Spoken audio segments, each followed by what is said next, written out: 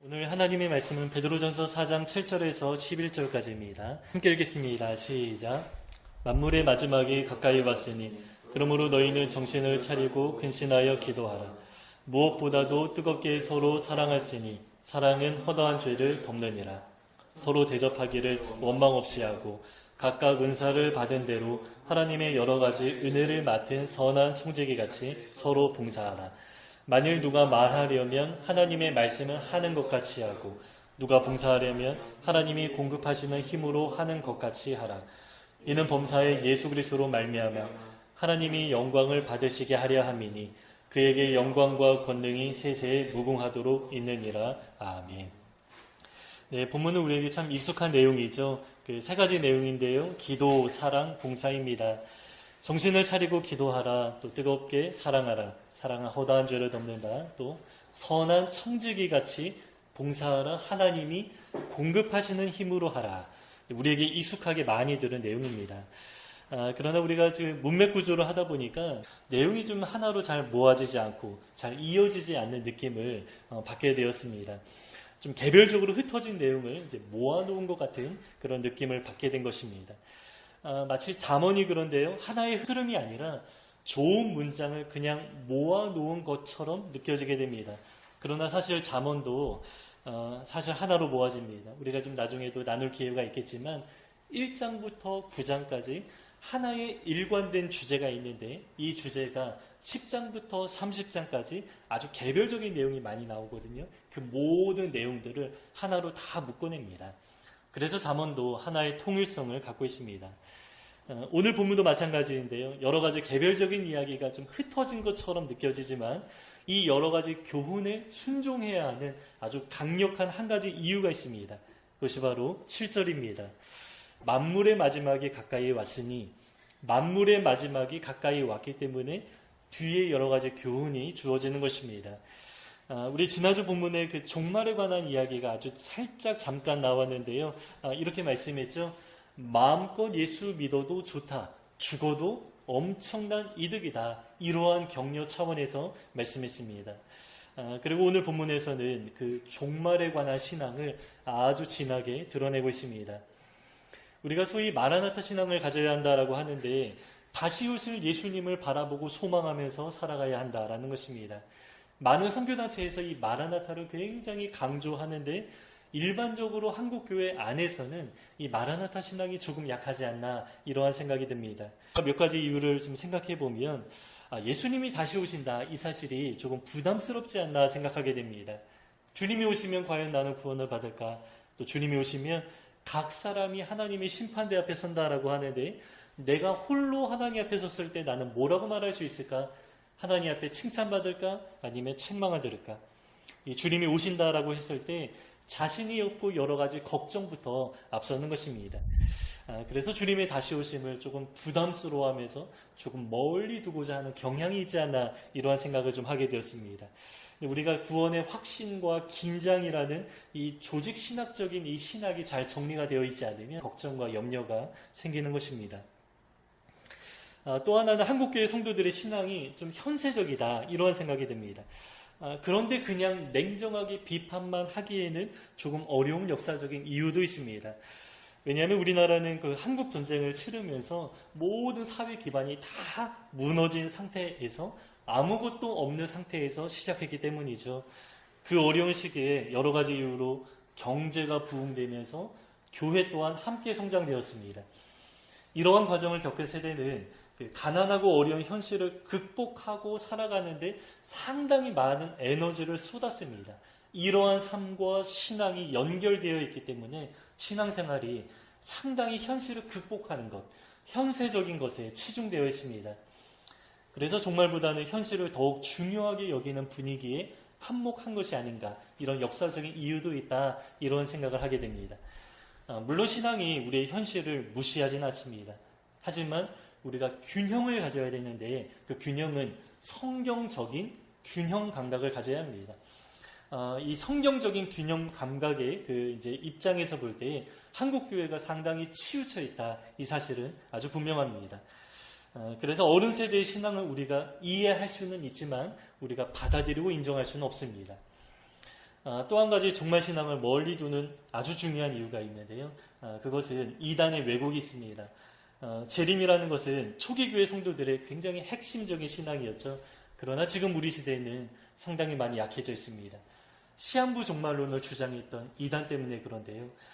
역사적으로 이단이 많이 있었지만 한국교회 안에도 지금은 많이 사그러들었지만 이전에 우리가 좀 돌아보면 10년 주기로 재림과 관련된 시한부 종말론을 주장하는 이단이 많이 있었습니다. 그래서 재림에 대한 이야기를 하면 뭔가 이상해지는 그런 느낌을 받게 되는 것이죠. 그래서 조금 조심스러워지면서 강조하지 못하는 그런 분위기도 형성되어 있는 것 같습니다. 그러나 우리가 이단 때문에 손해보면 좀 안 되겠죠. 성경에서 중요하게 여기는 주제라면 우리도 있는 그대로 잘 받아들여야 합니다. 특별히 재림에 대한 소망은 우리 신앙 중심에 있어야 하고요. 우리 신앙의 다양한 모습이 재림에 대한 소망으로부터 나타나야 합니다. 오늘 본문이 그 내용을 말씀하고 있습니다. 오늘 본문에 여러 가지 개별적인 내용이 많이 담겨 있는데 이 모든 내용들이 하나로 묶여집니다. 그래서 7절에 그러므로 라는 단어가 그 역할을 하는 것이죠. 주님이 다시 오신다. 그러므로 이렇게 해야 된다. 이러한 방식으로 말씀하는 것입니다. 그래서 그냥 기도해라, 그냥 사랑해라, 그냥 봉사해라 이것이 아니라 예수님이 다시 오시기 때문에 기도해라. 예수님이 다시 오시기 때문에 사랑하고 예수님이 다시 오시기 때문에 봉사하라 이렇게 말씀하는 것입니다. 우리가 이 세 가지 내용을 하나씩 살펴보기 원하는데요. 재림신앙의 관점에서 종말과 관련하여서 함께 말씀을 나누겠습니다. 먼저는 정신을 차리고 근신하여 기도하라 이렇게 말씀하시죠. 여러분 우리가 언제 기도를 많이 합니까? 중요한 문제 앞에서 보통 기도를 많이 합니다. 문제가 크면 클수록 그 문제에 걸맞은 기도를 드려야 된다 이렇게 생각합니다. 그래서 중요한 일을 앞두고 많은 사람들이 이제 작정을 하죠. 40일 기도, 100일 기도를 드립니다. 그것도 부족하다 싶으면 이제 기도원에 가서 금식까지 합니다. 대부분 기도원에서 이제 작정하면서 기도하는 사람들 보면 대부분은 나의 문제로 인해서 기도하죠. 그런데 오늘 본문에서는 나의 문제가 크기 때문에 기도해라 이렇게 말씀하지 않고요. 가장 중요한 문제가 무엇입니까? 예수님이 다시 오시기 때문에 기도하라 이렇게 말씀하는 것입니다. 그런데 그냥 기도하라 이렇게 말씀하지 않고 두 가지 동사를 사용합니다. 정신을 차려라, 근신하라 이렇게 말합니다. 이 두 단어를 제가 좀 헬라어로 찾아보니까 두 가지 모두가 다 술과 관련되어 있는 단어였습니다. 정신을 차리라 이 말은 감정적으로 무언가 휩싸이지 않은 정신이 굉장히 맑은 상태를 의미합니다. 그런데 이 단어는 헬라어 단어의 그 여러 가지 첫 번째, 두 번째, 세 번째 이런 의미가 있는데 그 나중의 의미를 제가 좀 보니까 술 취하지 않았다라는 의미로도 사용되는 단어입니다. 그런데 이어서 근신하라라고 하죠. 그런데 이 단어는 훨씬 더 그 의미가 강합니다. 이 단어는 첫 번째 의미가 바로 금주, 술을 마시지 않은 상태를 의미하는 것입니다. 아주 침착하게 이성적으로 잘 분별할 수 있는 상태를 말하는 것이죠. 그래서 이렇게 두 단어 모두 술과 관련된 단어를 사용했습니다. 왜 이러한 단어를 사용하면서 권면하겠습니까? 성도 또한 무언가에 취할 수 있다 이러한 의미죠. 우리가 술은 마시지는 않지만 하나님의 관점에서 우리 성도 또한 마치 술에 취한 사람들처럼 살아가기도 하는 것입니다. 그러면 성도가 무엇에 취해 살아갑니까? 세상에 취하는 것입니다. 술 마시면 정신이 몽롱해지면서 기분이 좋아지는 것처럼 세상의 것을 즐거워하고 세상의 것 때문에 가슴이 막 뛰고 세상 것을 추구하면서 살아가는 그 모습이 바로 술 취한 모습과 비슷한 것입니다. 많은 사람이 돈과 성공에 취해 있습니다. 특별히 취미와 여가 생활에 취해 살아가는 사람들이 상당히 많이 있습니다. 어떤 사람은 음란에 취해 있고 어떤 사람은 욕심에 취해 있습니다. TV 드라마나 예능 프로그램이나 또 많은 사람이 영화에 취해서 살아가기도 합니다. 이 세상에서는 이 홀릭이라는 단어를 일반적으로 좀 최근에 많이 사용했는데 여러분 이게 중독이라는 뜻 아닙니까? 이 단어를 굉장히 일상적으로 아주 친근하게 사용하는데 그만큼 세상은 무언가에 중독되어 살아가는 것에 일반적이라는 것입니다. 죄에 대한 관용이 굉장히 좀 넓어지고 있는 그런 모습을 보게 됩니다. 그런데 우리 성도도 비슷할 수도 있습니다. 저 또한 개인적으로 한동안 인터넷이 안 되어서 좀 답답했는데 내가 그동안 인터넷에 취해서 살아가고 있었구나, 이 사실이 정말 분명하게 느껴지는 경험을 하게 되었습니다. 이렇게 우리가 무언가에 취해 살아가기도 합니다. 그래서 여러분, 우리는 깨어나야 합니다. 세상에 취한 상태로부터 깨어나서, 또 무언가에 홀릭된 상태로부터 깨어나서 무엇을 합니까? 기도하라 말씀하는 것이죠. 그래서 본문에서 말씀하는 기도는 굉장히 냉철하고요, 아주 이성적인 상태를 말씀하는 것입니다. 취하지 않은 상태, 정신을 바짝 차린 상태에서 기도해야 된다, 이렇게 말씀하는 것입니다. 그러면 어떻게 하면 우리가 세상에 취한 상태로부터 벗어나서 정신을 차리고 기도할 수 있겠습니까? 만물의 마지막이 가까이 왔다. 이 모든 만물은 다 지나는 것이다. 이 생각을 우리가 한다면 정신을 차리게 된다라는 것이죠. 우리 예전에 학교 다닐 때 수업 중 치면 어느 학생이 선생님 오신다 이렇게 좀 외치면, 그러면 막 시끄럽게 놀던 학생들이 정신을 차리고 자리에 앉습니다. 주님이 다시 오신다라는 사실이 아주 분명하게 느껴지면 느껴질수록 우리가 정신을 차리게 됩니다. 그래서 여러분, 우리가 마라나타 신앙을 가지고 기도하면 기도가 새로워지는 경험을 하게 됩니다. 기도해야 하는 것, 기도하지 말아야 하는 것, 또 중요한 것, 중요하지 않은 것들이 구별됩니다. 어떤 기도에 집중해야 하는지 명확하게 드러나게 됩니다. 물론 우리가 이 세상에 살아가면서 나를 위한 기도도 하고, 또 이 세상이 짧지만 그래도 세상에서의 삶을 위한 기도를 하기도 합니다. 성경에 이러한 기도 허용되어 있습니다. 그러나 종말을 생각한다면 조금씩 무게의 중심이 변하게 됩니다. 내 욕심과 야망을 위한 기도는 사라지고요, 또 영원한 하나님 나라 생각할 때에 정말 중요한 것이 무엇입니까?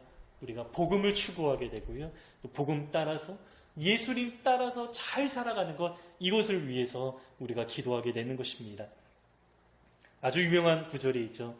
너희는 먼저 그의 나라와 그를 위해 살아가라 말씀하셨는데요, 이 말씀 정말 유명하고 모르는 사람들이 없습니다. 그러나 정말로 이 말씀에 따라서 순종하며 살아가는 사람들 얼마 많지 않은 것 같습니다. 그러나 종말을 바라볼 때에 예수 그리스도의 재림을 정말로 사모하면서 살아갈 때에 이 말씀이 정말 아멘으로 받아지게 되고, 하나님의 나라와 하나님의 의를 구하는 삶에 순종하며 살아가는 그 모습이 아주 자연스럽게 되는 것입니다. 성경이 우리의 다양한 기도를 다 허용하긴 하지만 우리는 기도하면 할수록 변화됩니다. 성숙합니다. 그 변화의 방향에 따라서 나아가야 합니다. 그래서 우리가 이번 한 주간 우리의 기도가 조금 바뀌면 참 좋겠습니다. 주님이 다시 오신다라고 믿으면서 또 성경이 인도하는 방향 따라 기도하면 우리 세상살이를 위한 기도는 조금 줄어들게 되고, 또 하나님 나라를 위한 기도가 조금 많아지게 되지 않을까 생각하게 됩니다. 이어서 두 번째 교훈인데요, 사랑하라 말씀하시죠. 8절에서는 무엇보다 사랑하라 말씀하면서 무엇보다라고 하죠. 여기서 무엇보다를 직역하면 모든 것 앞에라는 뜻입니다. 그러니까 모든 일 앞에 사랑을 앞세우라, 이러한 의미죠. 여기는 여러 가지 개념이 연결되어 있습니다. 사랑은 허다한 죄를 덮는다라고 하면서 사랑하라, 용서하라 관련되어 있습니다. 또 서로 대접할 때 원망 없이 또 불평 없이 하라라고 하면서 사랑하는 것, 대접하는 것, 이렇게 연결해서 말씀하였습니다.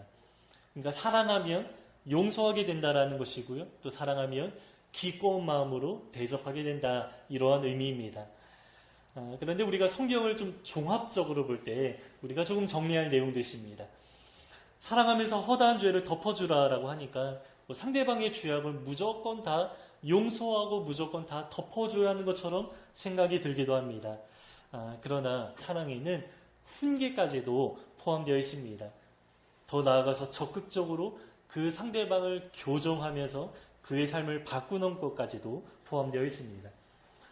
따라서 회개하지 않은 명백한 죄악이 있는데 그냥 그 죄악을 덮어주는 것, 이것이 어떤 의미입니까? 죄악된 삶을 그대로 살아가라 저주하는 것과 마찬가지이고요, 그 사람이 또 다른 곳에서 잘못된 일을 계속해서 똑같이 행하도록 방치하는 것과 같은 것입니다. 그래서 본문에서 사랑은 허다한 죄악을 덮어준다라고 하는데 이 말씀은 한 가지 전제가 있습니다. 당사자가 이제 회개하는 그 모습을 전제하는 것입니다. 야고보 사도는 이렇게 말합니다. 너희 죄를 서로 고백하면서 병낫기를 위해서 기도하라. 공동체 안에서 함께 서로를 위해서 품어주며 기도할 때 전제하는 것이 있죠. 죄의 고백을 아주 중요하게 다루는 것입니다. 예수님도 예배하기 전에 회개할 일이 있으면 먼저 죄를 고백하고 형제와 함께 화해하고 와서 예배를 드리라. 죄 고백 이후에 예배하라. 이렇게 말씀하셨습니다. 그게 아니면 하나님이 예배를 받지 않으신다라는 것이죠. 하나님도 아주 엄격하십니다. 회개해야 예배를 받으신다. 이렇게 말씀하십니다. 따라서 여기서 사랑하고 덮어주라 이런 의미는 회개하는 분위기 속에서 또 서로의 연약함을 이해하고 보듬어주는 그러한 측면에서 사랑하라 이렇게 말씀하는 것입니다. 어쨌든 성경은 우리에게 사랑하라 말씀하고요. 이 사랑도 종말과 관련하여서 말씀하죠. 만물의 마지막이 가까이 왔으니 사랑하라 말씀합니다.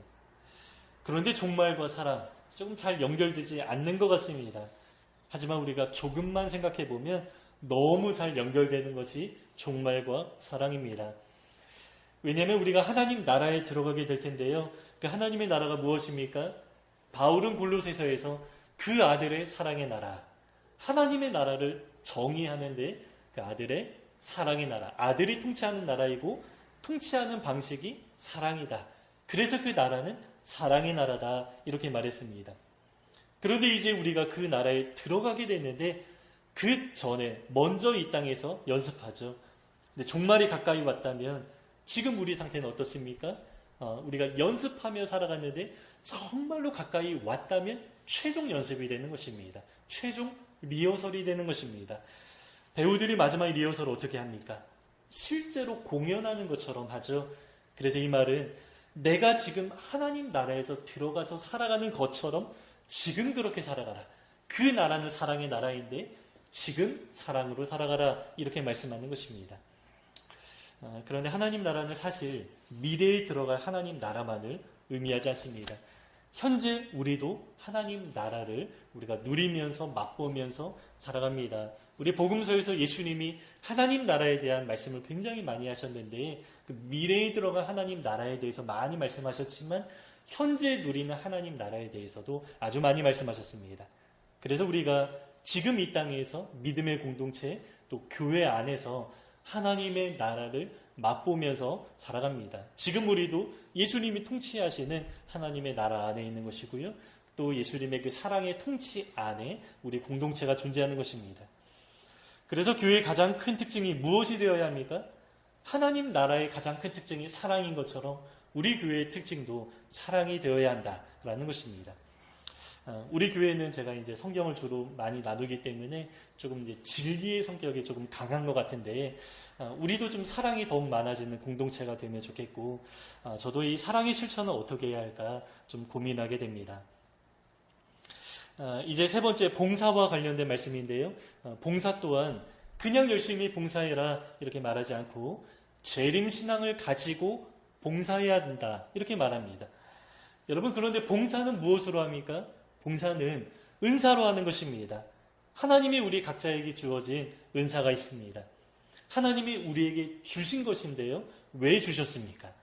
이 땅에서 교회 공동체를 이루며 살아가는 동안에 서로를 도우라, 서로를 섬기라, 이런 목적으로 우리에게 주신 것이죠. 그러나 한시적으로 주셨습니다. 세상에서의 삶을 다 마치고 새하늘과 새 땅에 들어가게 되면 은사는 어떻게 됩니까? 필요하지 않습니다.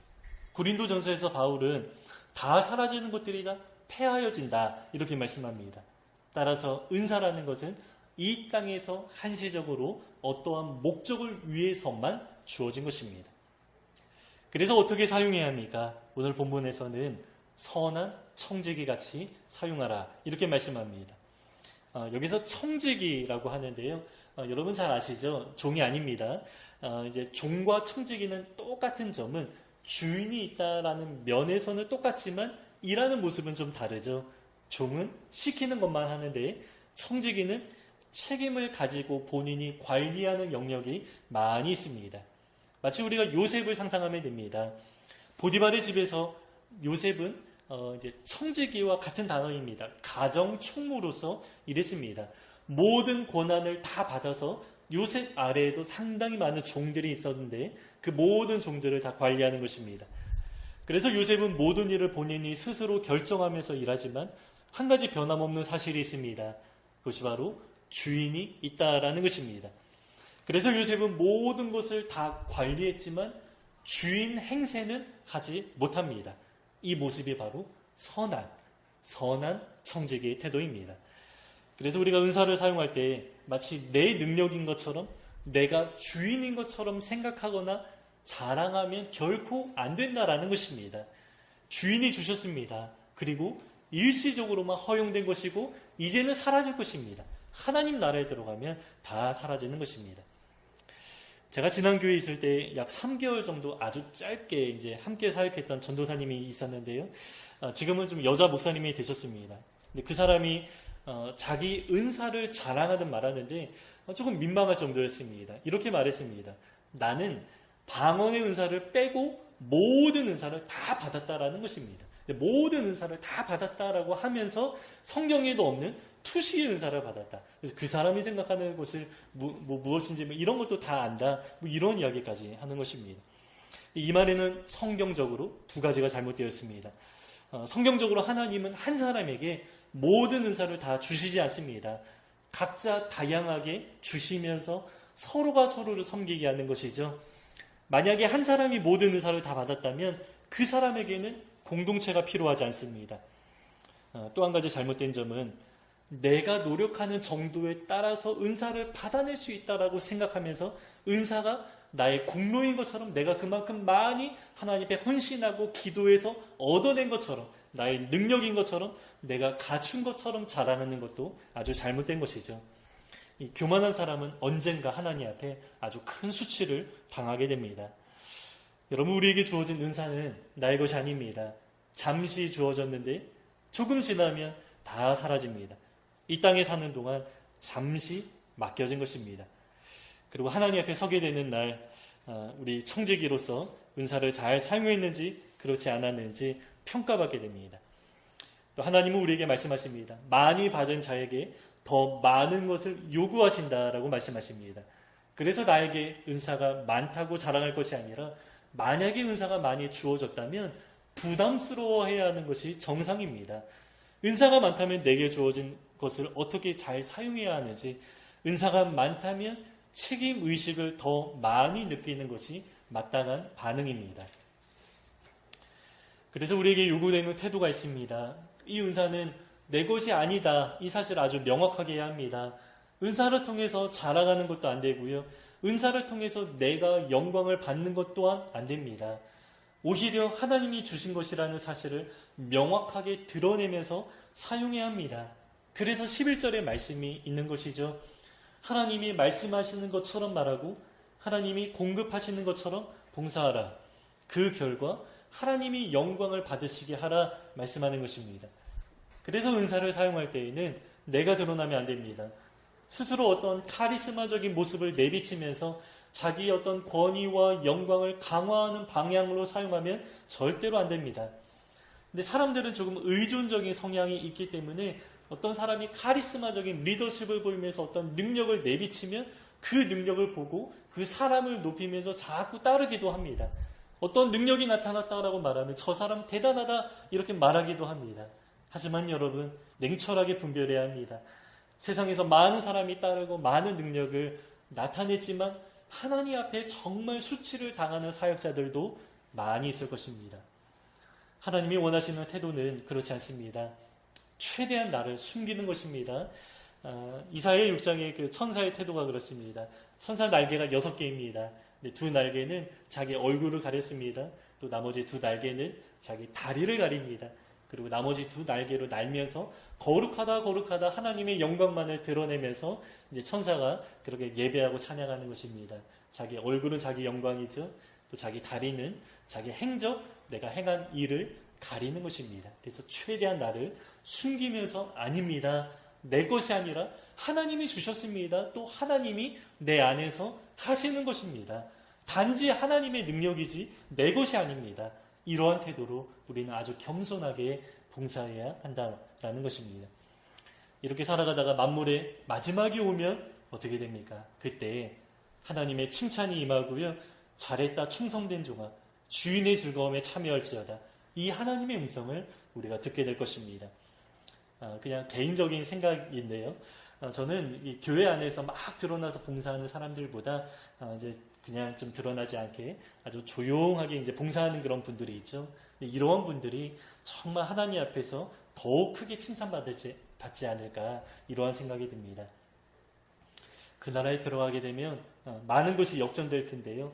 하나님의 칭찬도 우리의 예상과 좀 다르지 않을까 이러한 생각을 가끔 하게 됩니다. 여러분 우리가 하나님의 칭찬을 듣게 되면 참 좋겠습니다. 제가 사역자로서 여러분들이 하나님의 칭찬을 받는 성도가 된다면 이보다 기쁜 일이 없을 것 같습니다. 정말 그 모습을 보게 된다면 정말 가장 기쁠 것 같습니다. 그래서 우리가 하나님이 우리에게 주신 은사를 잘 발견하고 잘 사용하는 것 정말 중요합니다. 그래서 우리도 좀 한번 고민해 보면 좋겠습니다. 하나님 나라 위에서 나 자신을 어떻게 들으며 살아가야 할지 고민하면서 또 실제적으로 우리가 한번 적용해 보면서 살아가면 참 좋을 것 같습니다. 제가 종교적으로 무엇을 해야 한다 이렇게 좀 부담을 드리는 것은 아닌데 약간의 우리가 좀 부담과 긴장이 있다면 주님이 다시 오신다 이 사실을 우리가 기억하며 살아간다면 이 마라나타 신앙이 우리를 아주 좋은 방향으로 인도할 것입니다. 이제 말씀을 마무리하겠습니다. 재림신앙 아주 중요합니다. 우리 신앙생활의 모습에 다 연결되어 있습니다. 만물이 마지막이 가까이 왔다라고 믿으면 우리 기도생활 달라집니다. 또 만물의 마지막이 가까이 왔다라고 믿으면 사랑의 나라에 들어가기 전에 최종 미어서를 하면서 서로 뜨겁게 사랑하는 삶을 살아가게 됩니다. 또한 재림을 바라볼 때 잠시 일정 기간 한시적으로 우리에게 맡겨진 은사를 잘 사용하면서 살아가게 됩니다. 여러분 우리 안에 이 재림신앙이 분명하기를 바랍니다. 재림에 대한 소망이 분명할수록 우리를 정말 건전하고 건강하고 바른 신앙으로 인도할 것입니다. 아멘. 주 예수여 오시옵소서. 마라나타의 고백이 진하게 드러나는 우리 모두가 되시기를 주님의 이름으로 축복합니다. 아멘. 우리 말씀 다시 한번 읽고 오늘 말씀 마치겠습니다. 7절부터 11절까지입니다. 시작. 만물의 마지막이 가까이 왔으니 그러므로 너희는 정신을 차리고 근신하여 기도하라. 무엇보다도 뜨겁게 서로 사랑할지니 사랑은 허다한 죄를 덮느니라. 서로 대접하기를 원망 없이 하고 각각 은사를 받은 대로 하나님의 여러 가지 은혜를 맡은 선한 청지기 같이 서로 봉사하라. 만일 누가 말하려면 하나님의 말씀을 하는 것 같이 하고 누가 봉사하려면 하나님이 공급하시는 힘으로 하는 것 같이 하라. 이는 범사에 예수 그리스도로 말미암아 하나님이 영광을 받으시게 하려 함이니 그에게 영광과 권능이 세세에 무궁하도록 있느니라. 아멘.